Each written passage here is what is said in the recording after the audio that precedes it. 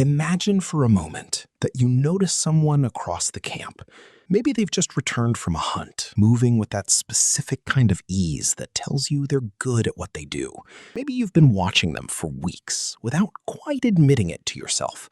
Maybe something happened today, a small thing. They handed you something, they laughed at something you said, they looked at you for just a half second longer than was strictly necessary, and now your brain is doing something completely involuntary and deeply inconvenient. Your heart rate is up, your attention keeps pulling toward them against your will. You're replaying that half second on a loop, venting reasons to be in the same part of the camp. Here's the thing, that experience, that specific constellation of involuntary, inconvenient, attention-hijacking feelings is not modern. It's not a product of romantic comedies or Valentine's Day marketing or the particular neurosis of the 21st century. It is ancient. It is so ancient that the neurochemical machinery producing it was already old before our species had a name.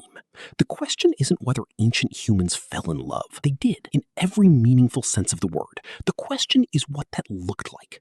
What the process actually was, what role the brain played, what role the group played, what happened when it went wrong, and what the whole thing tells us about what humans actually are underneath all the modernity we've draped over ourselves. Because here's what I can tell you right now, before we go any further. The story of love in the ancient human world is not simpler than what we know today. It's not more brutal, more mechanical, more purely biological. In many ways, it's more interesting, more socially complex, and in certain respects, more honest about what human beings actually need. By the end of this, the way you think about attraction is going to be at least slightly different, possibly permanently. Let's start where love actually starts, which is not in the heart and not in the soul, and not in any of the places poetry has traditionally pointed to. It starts in the brain, specifically in a cascade of neurochemical activity that is so ancient it predates our species by millions of years. Here's what happens when you are attracted to someone. Your brain begins releasing dopamine, the same neurotransmitter involved in every other reward signal your brain generates. Food, warmth, social connection, the satisfaction of solving a problem. When you focus on someone you're attracted to, your brain treats it as a reward event. It wants more of the stimulus. It focuses attention toward the source. It generates a mild but persistent craving. This is why attraction feels compulsive, why you keep thinking about the person even when you're trying to do something else. Your dopamine system has flagged this individual as a high-value target, and it is now doing exactly what dopamine systems evolved to do, which is to make you pursue the thing that triggered the reward. Alongside dopamine, your brain is also releasing norepinephrine, which is responsible for the elevated heart rate, the heightened alertness, the way everything feels slightly more vivid when you're around the person, and it's suppressing serotonin, which is why early attraction feels a little bit like mild anxiety, because neurochemically, it is. The obsessive, intrusive quality of new attraction, the way the person keeps showing up in your thoughts uninvited, is in part a product of lowered serotonin creating a mild obsessive loop. None of this is romantic in the way we usually use that word, but it is remarkable because this system, this exact neurochemical architecture, is not something our species developed. We inherited it. The dopamine-driven reward circuitry underlying attraction exists in species that diverged from our lineage tens of millions of years ago. Prairie voles, which are among the most studied pair-bonding animals in neuroscience, show the same oxytocin and vasopressin pathways that govern human bonding and attachment. Birds show mate preference behaviors driven by the same underlying reward circuitry. What this means is that when an ancient human, standing in a Pleistocene landscape with no concept of romance as a cultural category, felt their attention hijacked toward another person, felt the craving, the elevated alertness, the intrusive mental replay, they were experiencing something real, something biological, something that was doing a specific job. Love is not a human invention. It is a mammalian technology. We just became extraordinarily elaborate about it. Now, here's the question that actually matters from an evolutionary standpoint. Why do humans pair bond at all? Because most of our closest relatives don't. Not really. Chimpanzees, our nearest evolutionary neighbors, do not form lasting pair bonds. Males compete for access to multiple females. Females raise offspring largely alone with occasional support from the group. Gorillas form harems, one dominant male with multiple females. Bonobos have a highly fluid, multi-partner social sexual system. Across the great apes, long-term, exclusive, or semi-exclusive partnerships between a male and female are not the norm. So why did humans go in a different direction? The answer keeps coming back to the same place we visited before on this channel, the human infant. We have talked about this in the context of keeping children alive. The human infant is, relative to every other primate, catastrophically helpless for an extraordinarily long time, born with only 25% of adult brain volume, requiring years of intensive care before achieving even basic independence. This is the obstetric dilemma.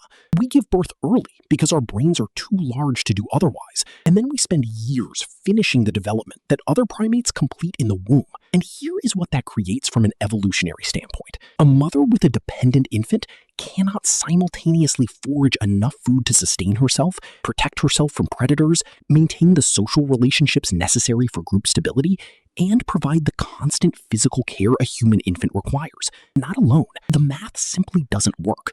This is where pair bonding enters the picture as a solution. Not a romantic ideal initially, but a practical arrangement. A male who invests consistently in a specific female and her offspring, who provides food, who offers protection, who participates in the carrying and care of the child, dramatically increases the survival probability of that child.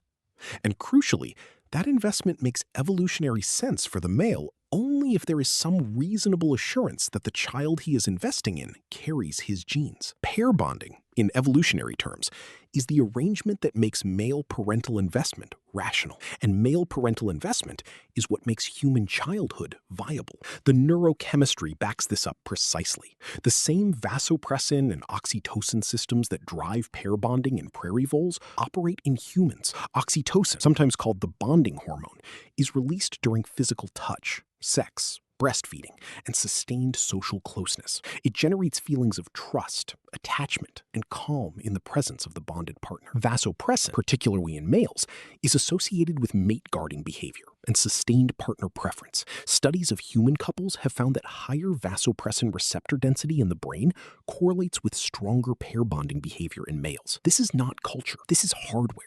Ancient humans had this hardware. They felt attachment, preference, and the pull towards sustained partnership with a specific individual just as reliably as modern humans do. What was completely different was the context in which all of this played out. And the context changes everything. In a modern city, you can meet a potential partner who knows nothing about you. You can present yourself however you choose. You can construct an identity, curate an image, deploy carefully chosen words and strategic timing and the right lighting in your photographs. The person across the table has no external reference for any of it. They are working only from what you show them. In a hunter-gatherer band of 20 to 50 people who have known each other their entire lives, none of that is possible. None of it. Everyone knows everything, or close enough to everything that the difference doesn't matter. Your reputation is not something you manage.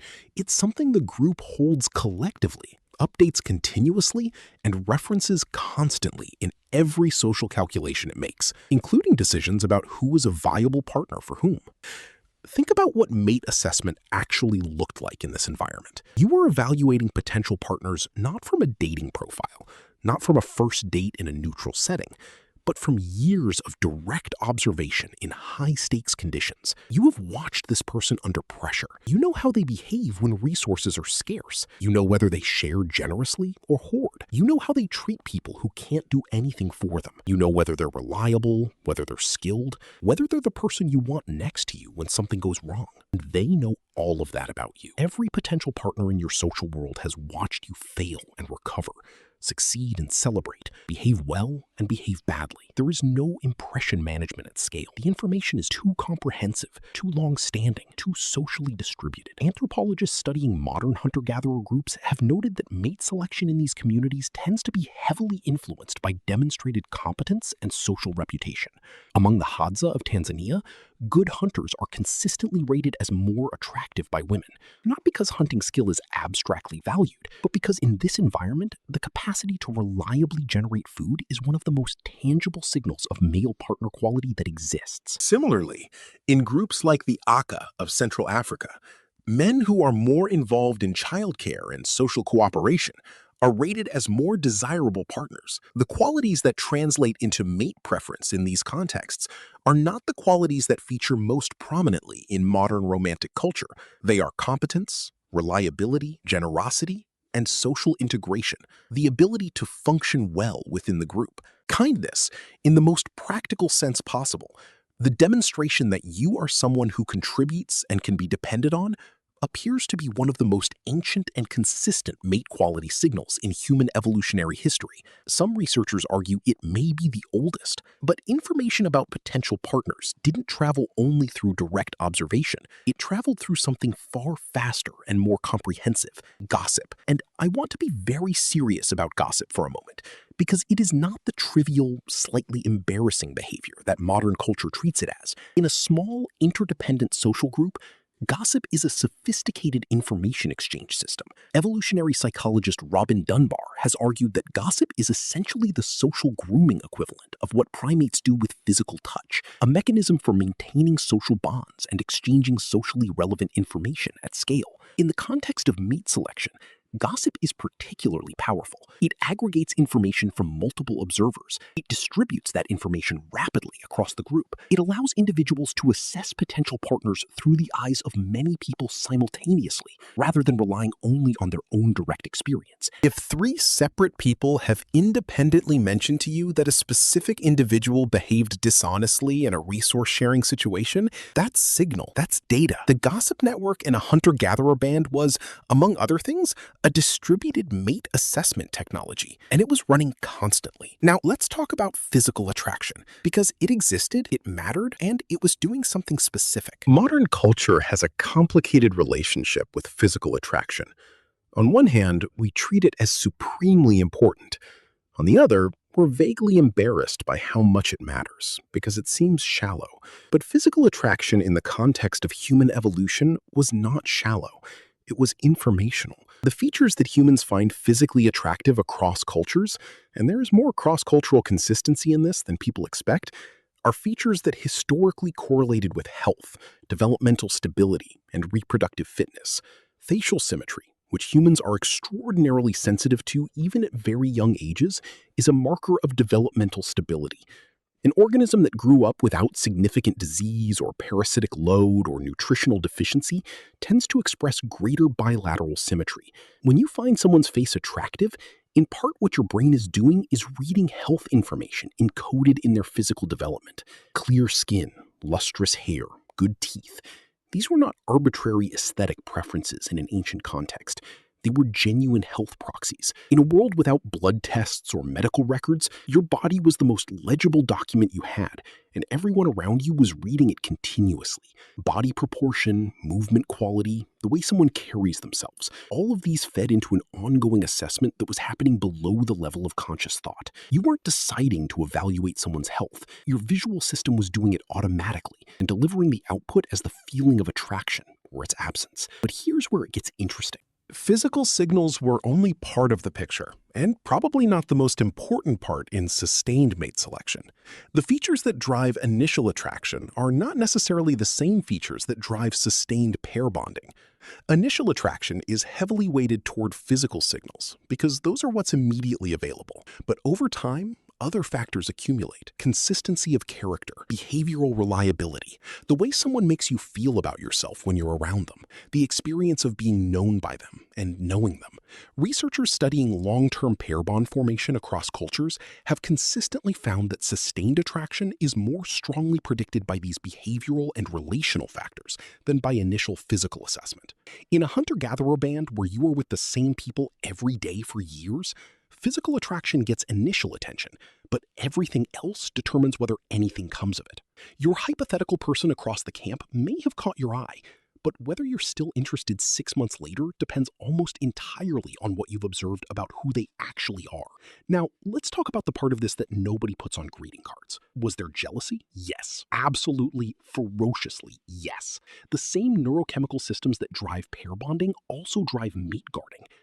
Vasopressin, in particular, is associated not just with attachment, but with the monitoring of potential rivals, the feeling of jealousy, that specific, unpleasant, attention-consuming vigilance toward a perceived threat to your pair bond is as ancient as pair bonding itself. More ancient, actually, since mate competition precedes pair bonding in the evolutionary record.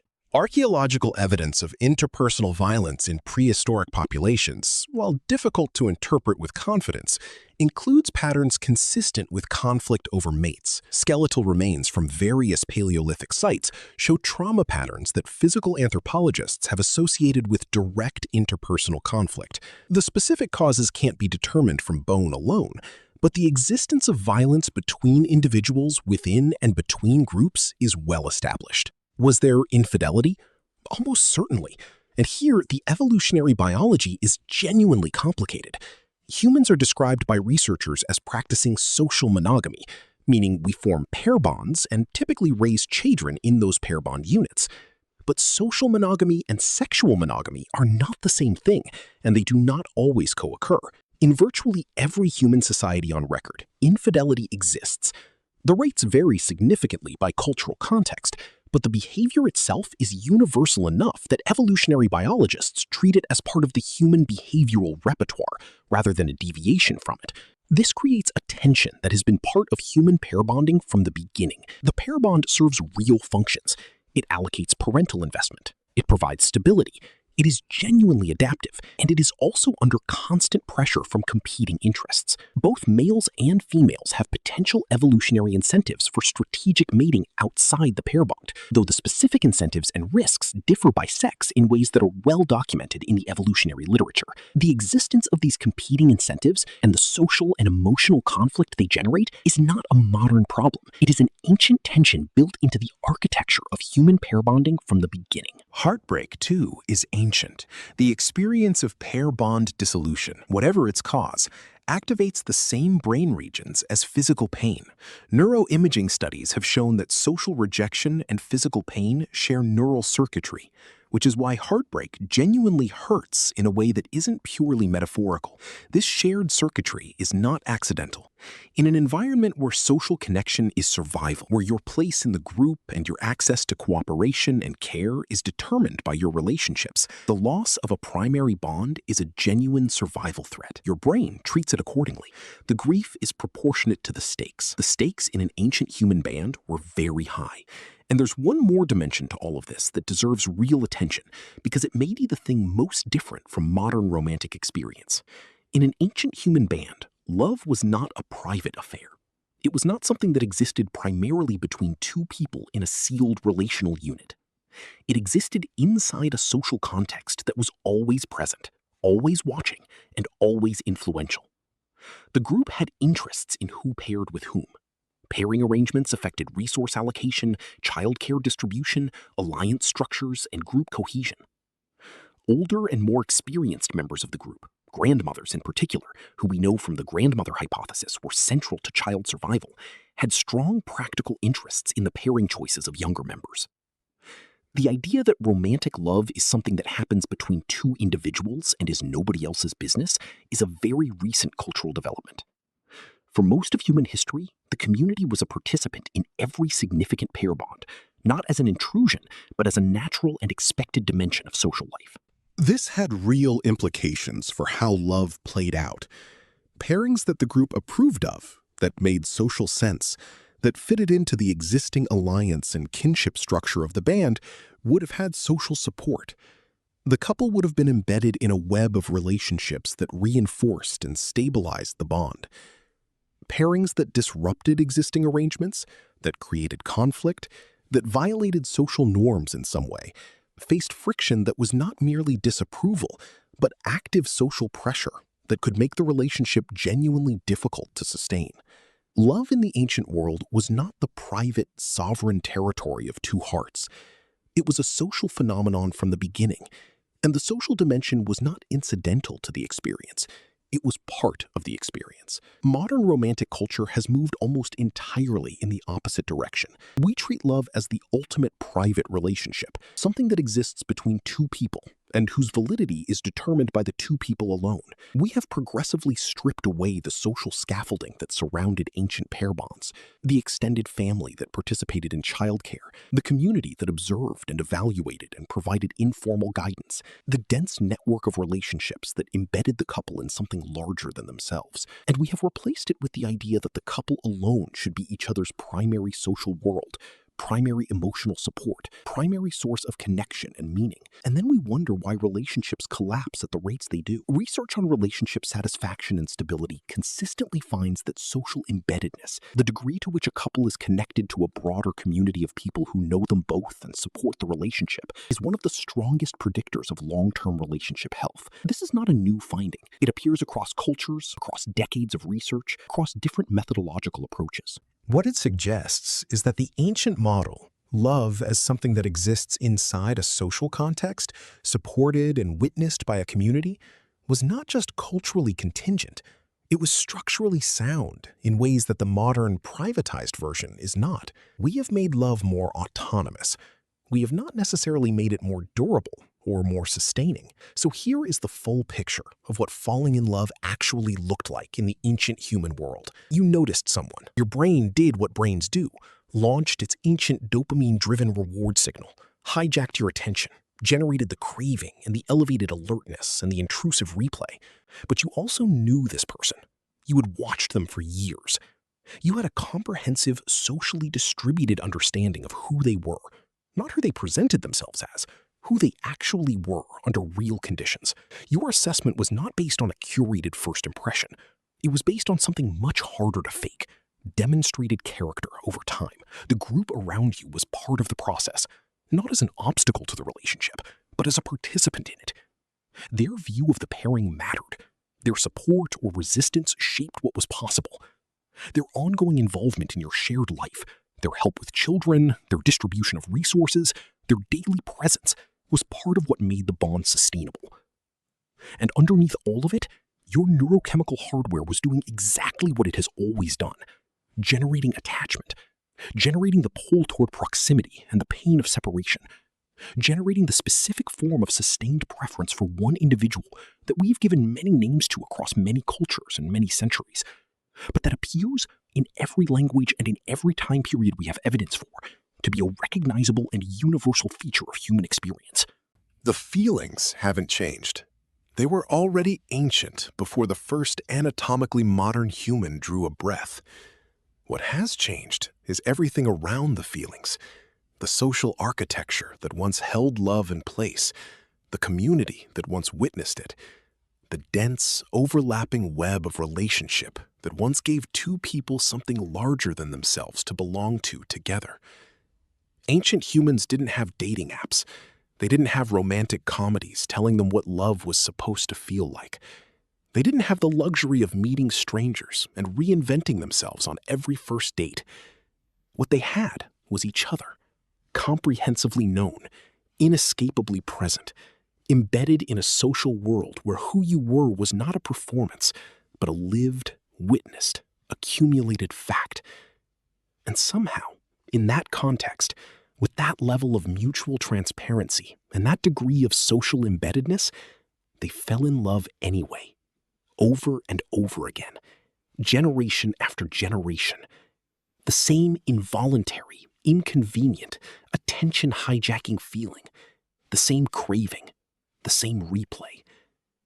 30 seconds of eye contact across a campfire in the middle of a world that was actively trying to kill them, and something ancient and chemical and completely unstoppable happened in two human brains simultaneously. Some things, it turns out, don't need to evolve. They were already exactly right.